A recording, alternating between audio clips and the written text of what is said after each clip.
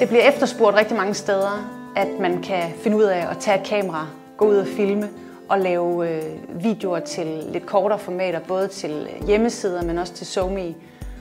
Og det kan jeg mærke, at jeg er blevet meget mere skarp i nu. At levere de korte budskaber med levende billeder, 30 sekunder, et minut. Både det vandretliggende format, men også det vertikale format, som man bruger meget på sociale medier for eksempel. Det kan jeg mærke, det har virkelig styrket min værktøjskasse. Jeg kommer jo med en masse erfaring fra tv-branchen, så alle mine fortællemæssige værktøjer, dem havde jeg i forvejen. Og det fede ved det her forløb, det er, at jeg har kunne bruge de nye værktøjer, jeg har fået her, og kombinere dem med de værktøjer, jeg i forvejen havde, så jeg nu står fuldstændig skarpt i forhold til at kunne fortælle historier på også de korte formater til både web og til SoMe.